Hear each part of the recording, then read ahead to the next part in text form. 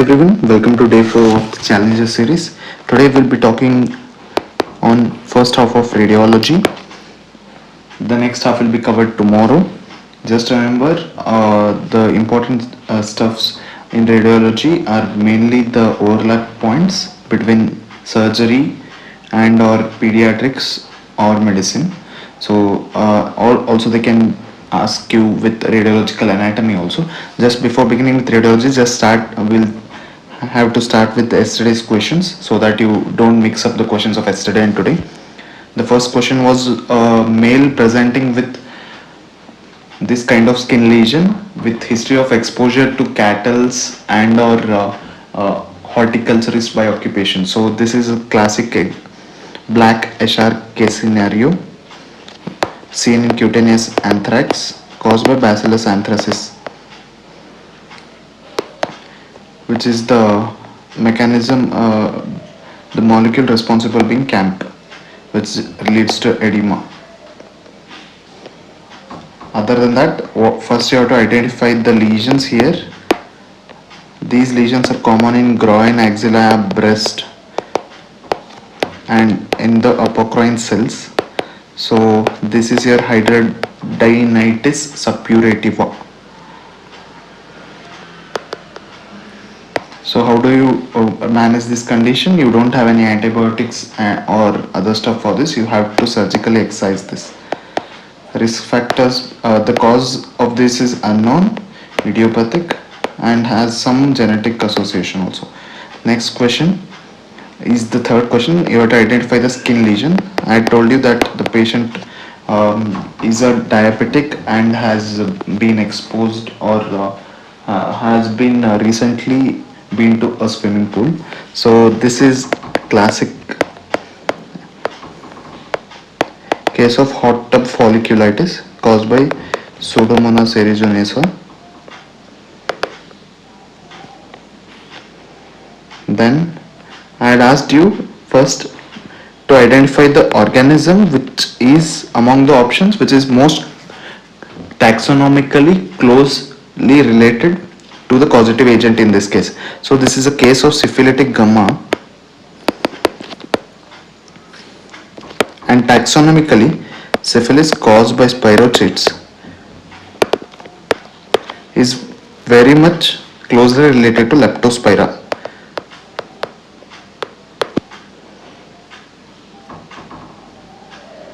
Hence the option is Leptospira.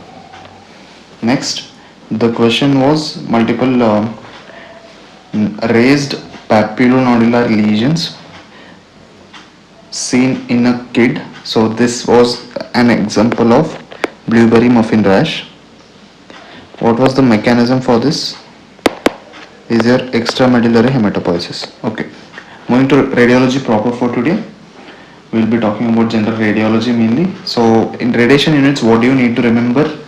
Just two important things you need to remember, which is radioactivity. SI unit is Becquerel. Activity. So activity A, Becquerel B, Curie C, conventional unit. Okay. And then one more important thing you have to remember is the effective dose. Effective dose and equivalent dose, both of them have the same units. So effective dose, the important thing to remember is ESR, Sievert Rem. Exposure and absorbed dose are not that important.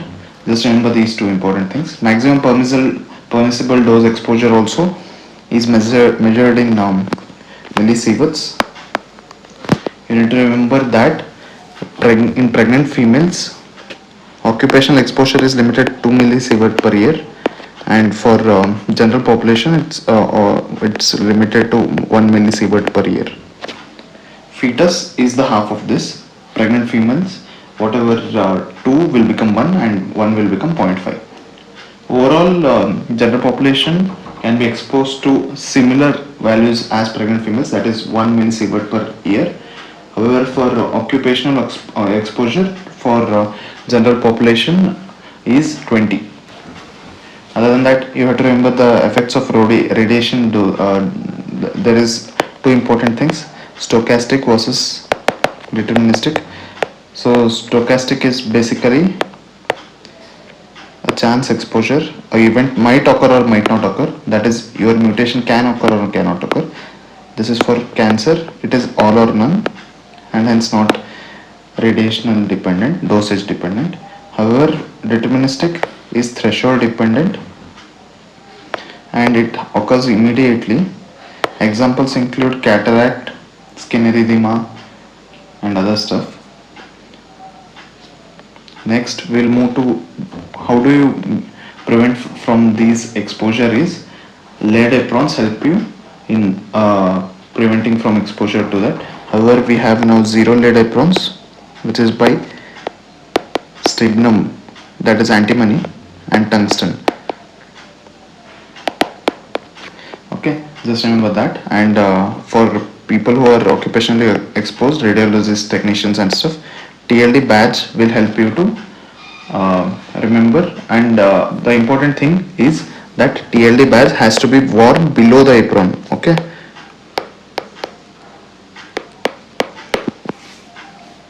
If your lead apron is there, you have to wear it below the lead apron. That's all from the first page.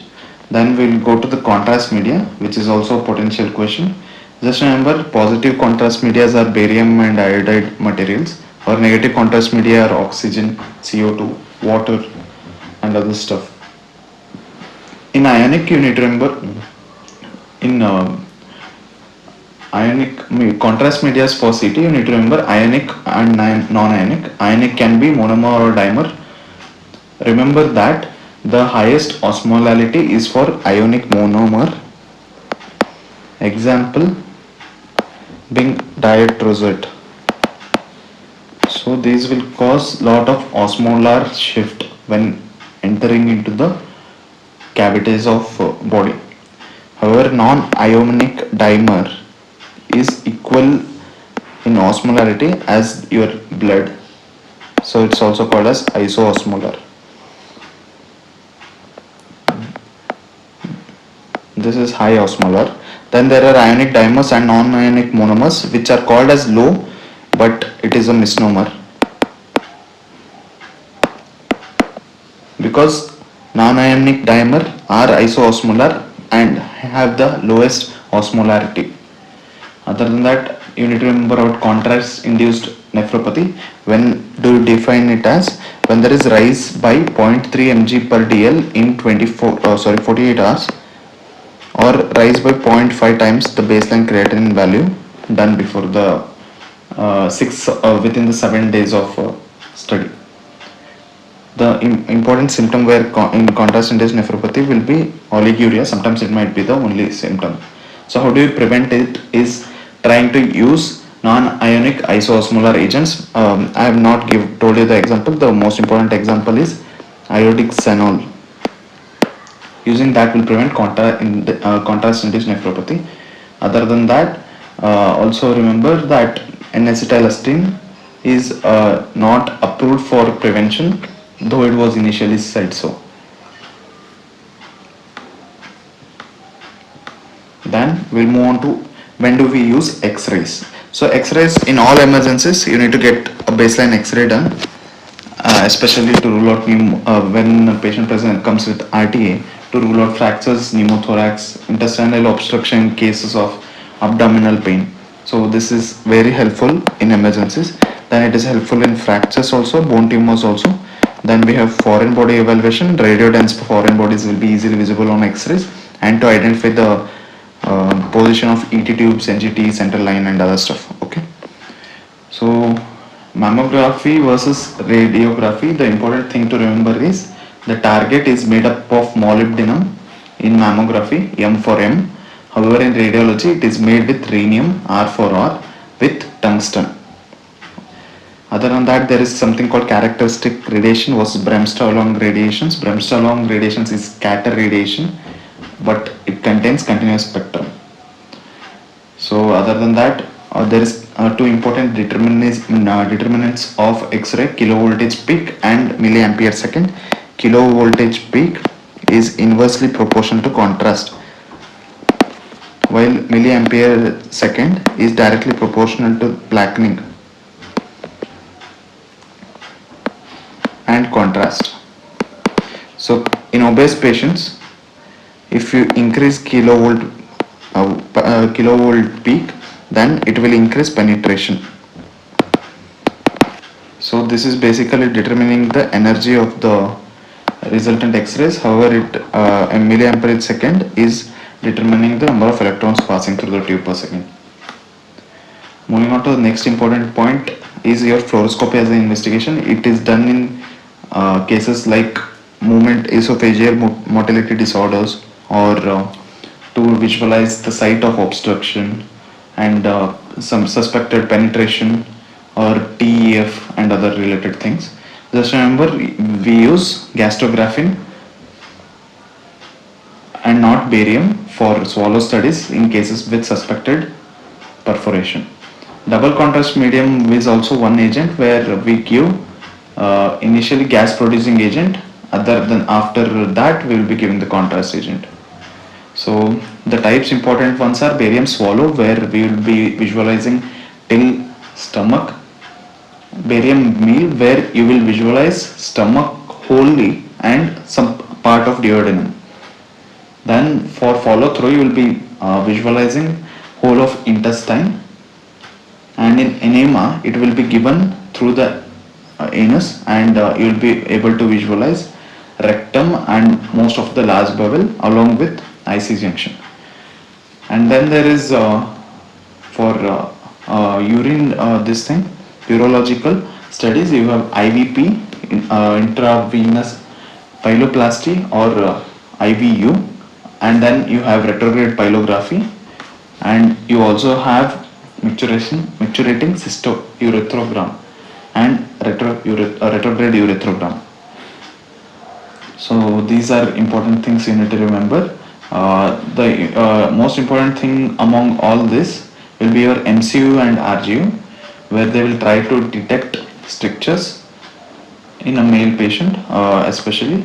However, for motility disorders, you need to remember the swallow studies, where you will see the achalasia or CA esophagus or the corkscrew appearance and other stuff.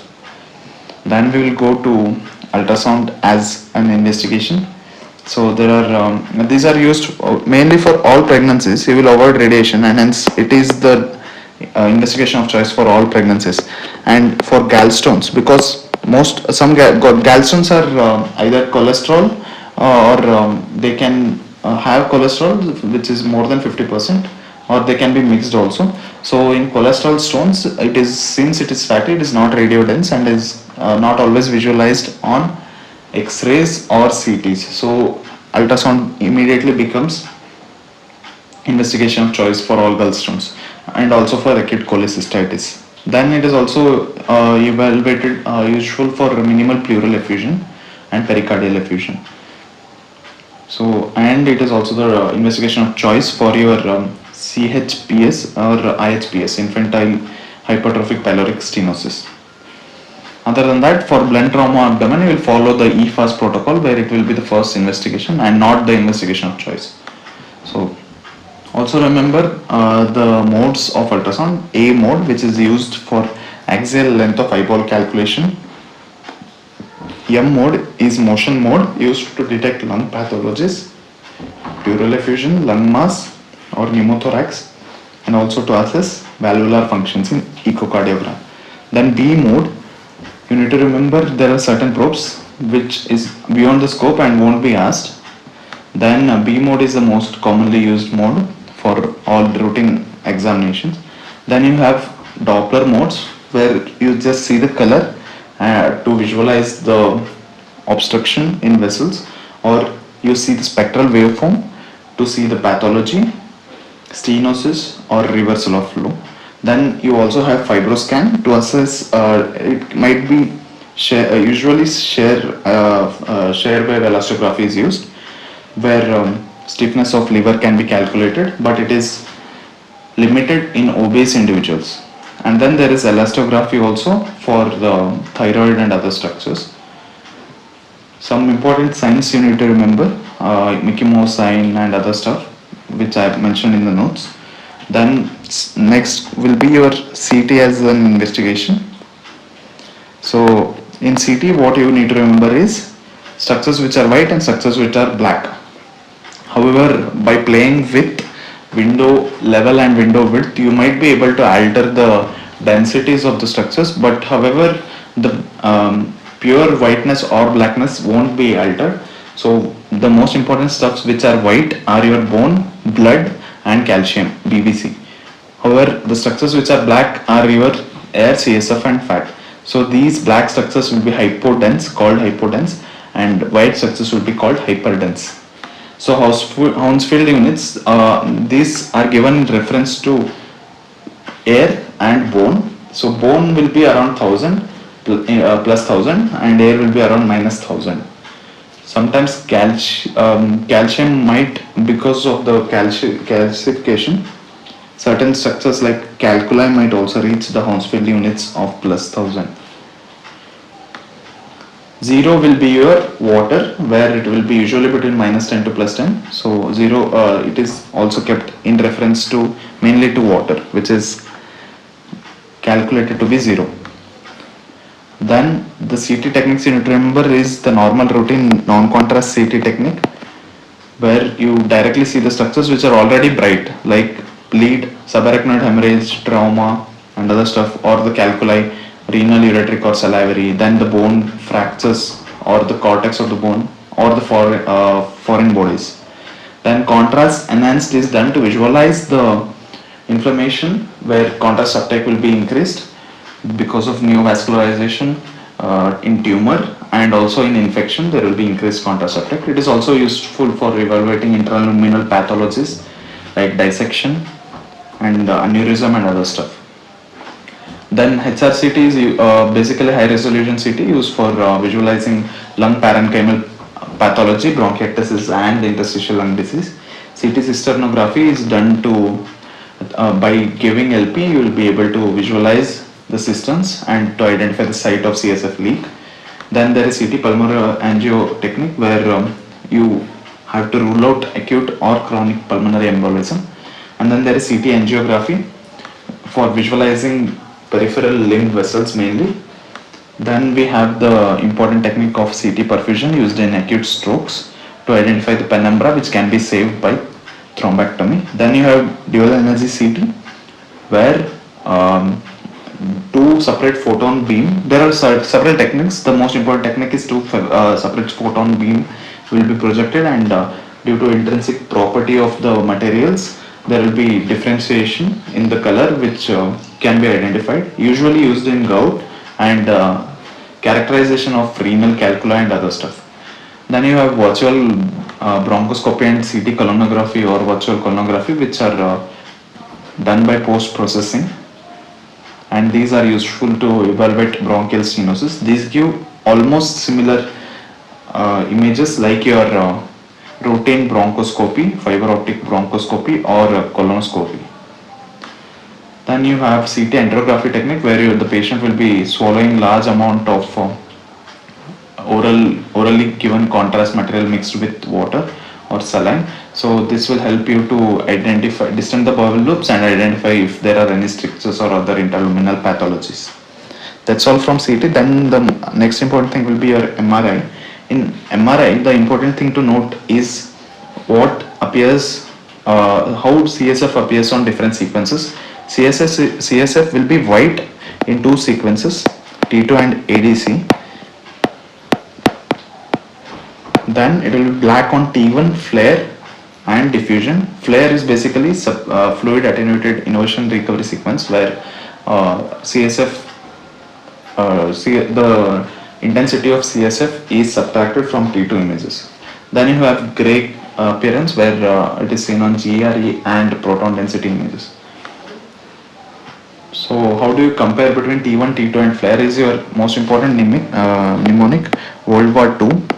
That is, in T2 water appears white. Okay, that is CSF is bright on T2. On flare, however, it will get suppressed. T2 and flare have the exact same properties, that is all structures appear same except for CSF in T2 and flare. In T1 it's usually the reverse. In T1 the white matter appears light and the cortex appears grey as compared to T2 and flare.